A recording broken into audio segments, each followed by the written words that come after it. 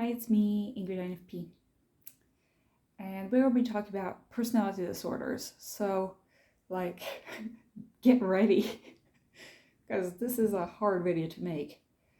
I decided that I'm going to be very factual about this, and I'm not going to get into all of the personal stories that I often get into. Because this is a very controversial topic, and I don't want people diagnosing themselves in the comments or diagnosing me or diagnosing other people, because that's what I will be doing, and that is just me, okay?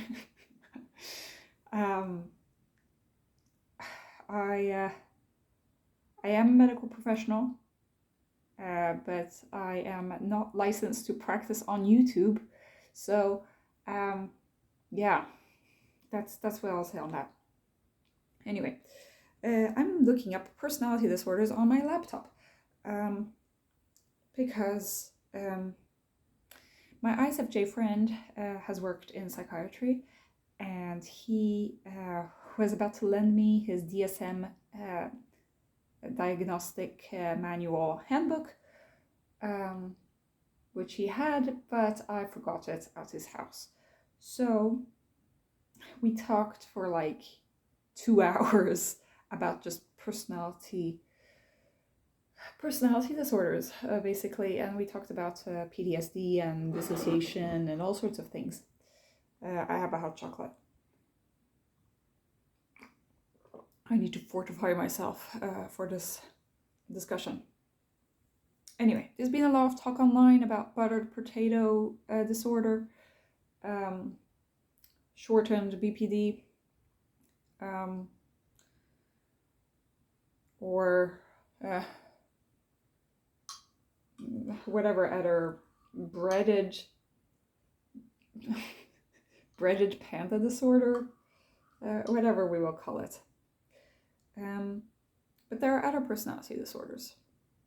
What sparked me to finally make this video was that I had a lecture about personality,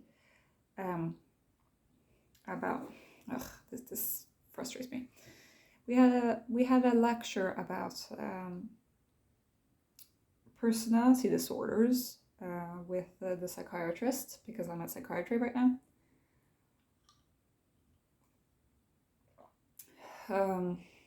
And I started realizing some things about myself which I did not want to realize, and I realized some things.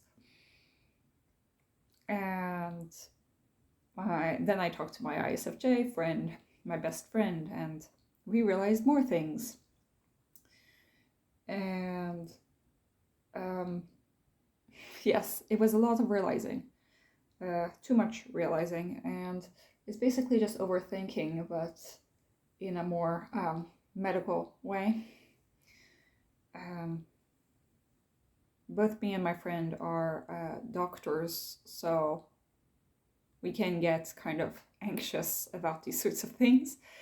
And we read up in the diagnostic manual and got freaked out, and we could at least like trust each other to like support each other, so that we wouldn't like think that we have every possible disease, because that's very common, especially in medical students, that when you're studying psychiatry, suddenly you think that you have every single pathology. But that's not the case. Nobody can have every single pathology, because certain pathologies, if you have them, it excludes others. So like, it's not possible. It's also, highly unlikely that you would have several disorders, especially several personality disorders. But so yeah, me and my ISFJ friend, we came up with that we're basically more on the phobic side, basically more of the avoidant personality side. he related a lot to dependent personality, which, you know, considering he's an ISFJ, makes sense. Me having a possible avoidant personality disorder makes sense. We came to the conclusion that I do not have, borderline personality disorder, BPD. We also came to the conclusion that my dad has OCPD, obsessive compulsive personality disorder. And unfortunately, for him, it's almost not a joke. Like, for us, we're kind of joking, like, yeah, we don't really have a personality disorder. But my dad, I think, unfortunately, that he has OCPD. Unfortunately, all of the criteria fit him. I thought that my dad was autistic, maybe, but it ends up that OCPD actually fits him better than autism, which is kind of scary. But apparently personality disorders are pretty common. Apparently 10% of the population has some kind of personality disorder, diagnosed or undiagnosed. And the reason for that is that basically personality is like a Gauss scale. And so if you think of a Gauss scale, 5% and 5% are the cutoffs. Well, it depends. You could have 2.5% and 2.5%.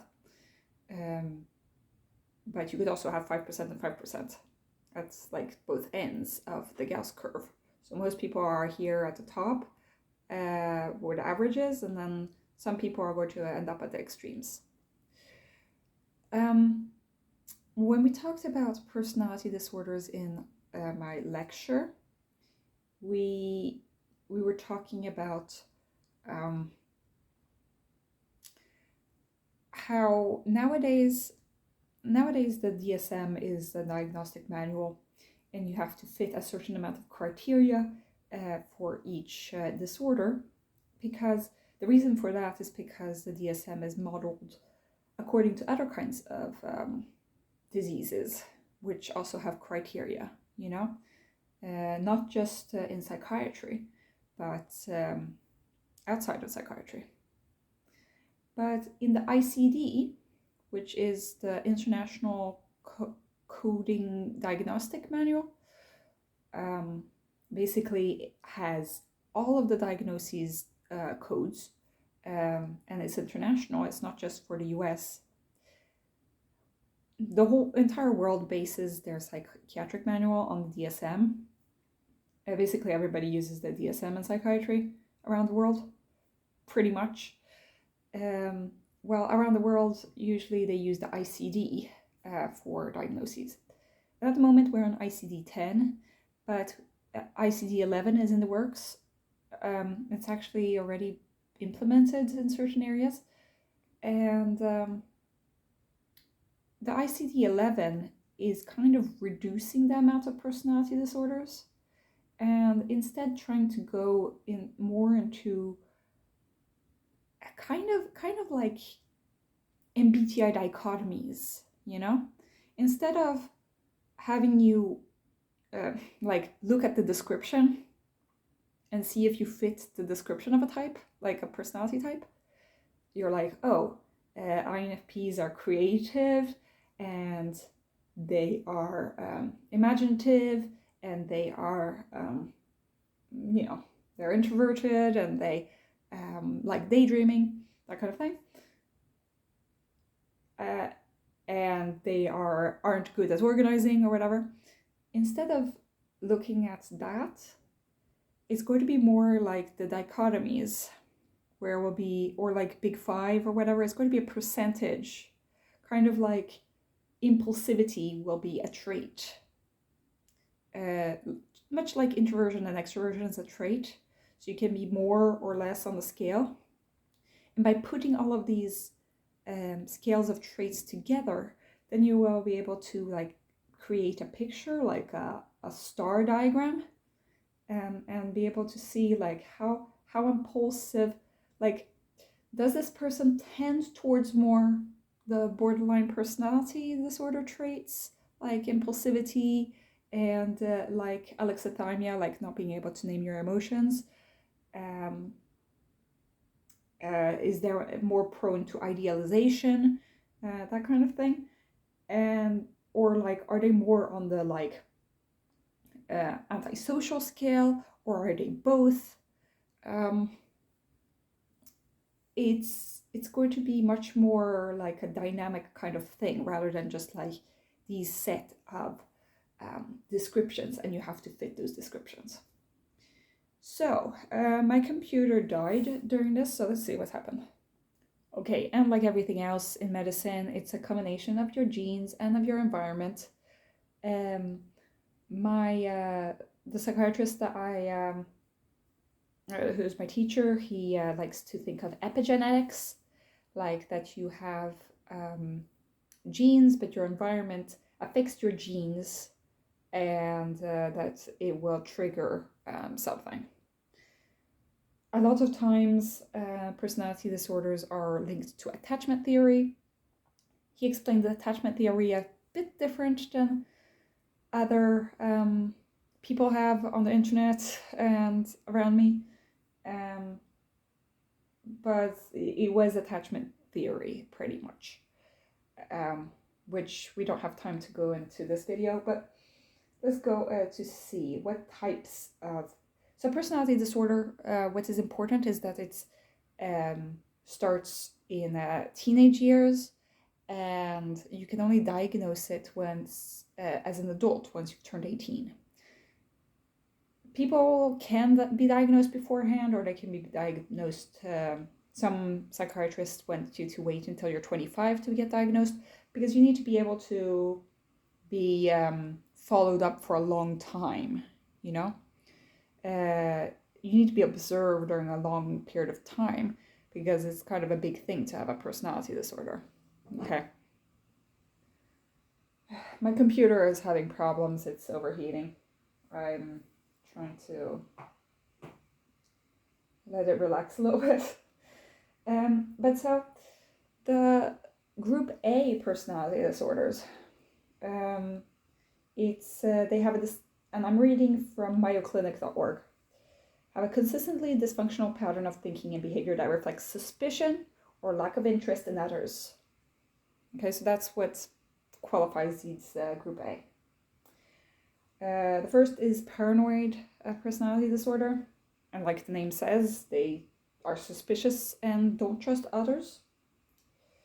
They believe that others are trying to harm with no reason to feel this way, doubts the loyalty of others, is not willing to trust others, hesitates to confide in others for fear that others will use that information against them, takes innocent remarks or situations that are not threatening as personal insults or attacks, becomes angry or hostile to what are believed to be slights or insults, has a habit of holding grudges, often suspects that a spouse or sexual partner is unfaithful with no reason to feel this way.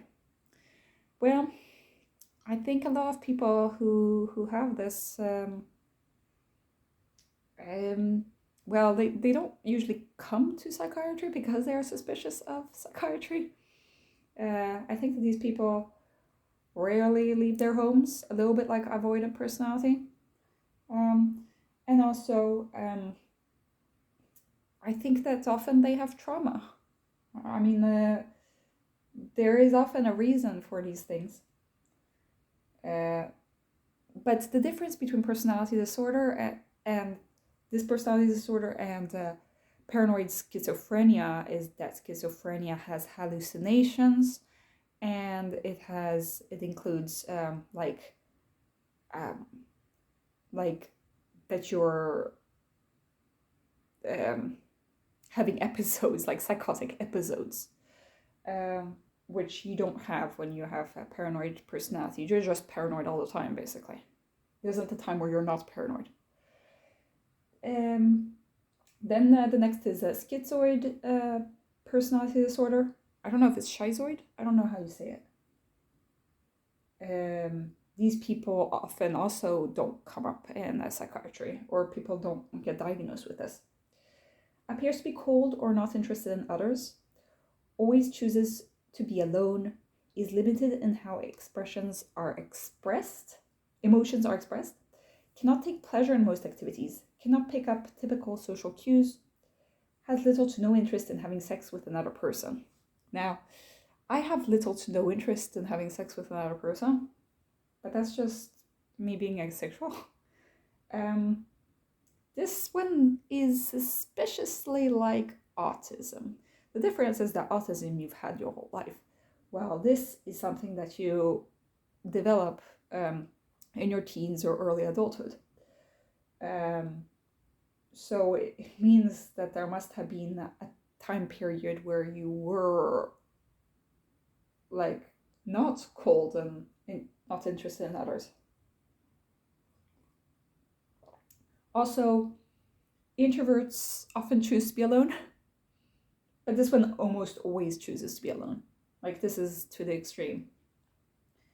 This personality disorder cannot take pleasure in most activities. That's pretty sad, but I guess that they're not really... To have a personality disorder, you also have to suffer from it. Otherwise, it's not considered a personality disorder. But it can also be a personality disorder if somebody else suffers from it.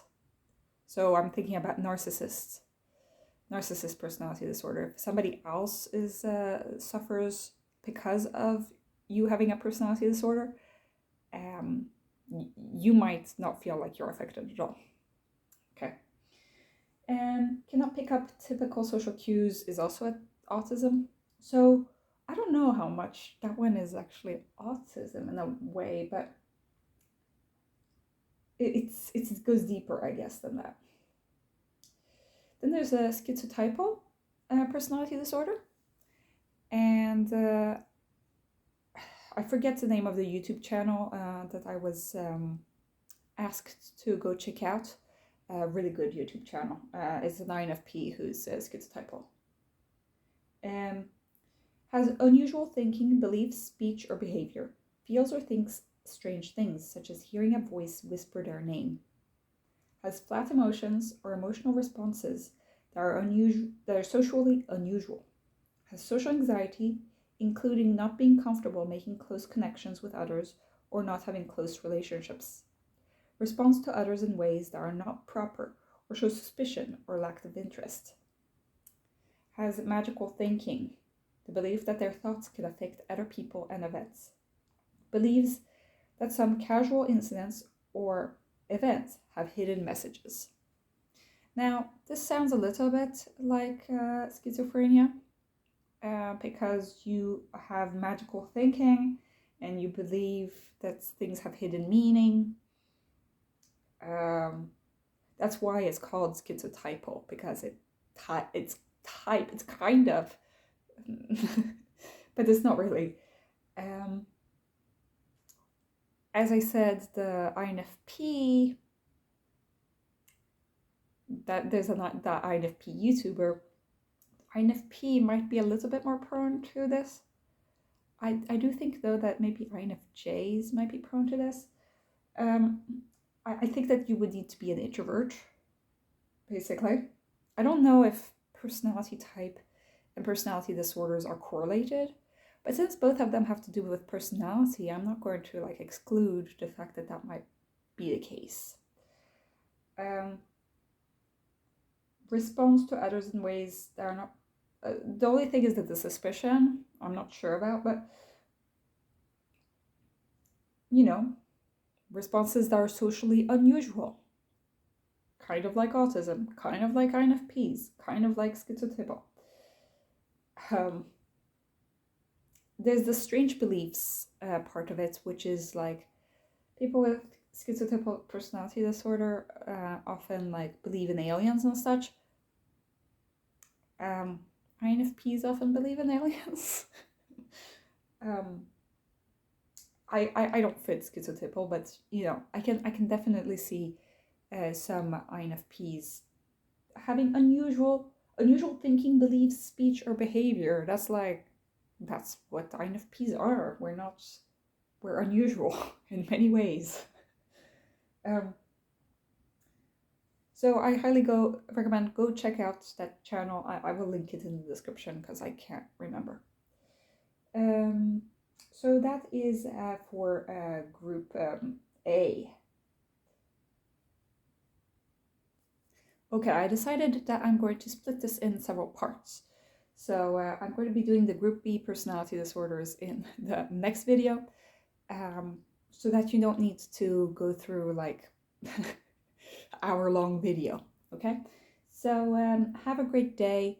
Do you know anybody who has cluster A personalities? Obviously, this is all in fun. We're not actually diagnosing each other. We might relate to certain traits, but we're not actually that personality disorder. Yeah, I don't think I've ever met anybody with these personality disorders, except that I have met one schizotypal person. He came to psychiatry in the south of Sweden when I was doing my internship, and he had some magical thinking about medicines, and he was really into like natural medicines was like the thing, but he was also really suspicious of me, and I think that's the kind of people that are really into new agey kind of stuff, that you might find these kinds of people. It might not be like really handicapping for them, but these people, I think, might be prone to joining a cult. These people are extremely smart, usually, but it's often the smart people that can trick themselves into believing certain things, and that might be into believing conspiracy theories and all of that. So yeah, so that person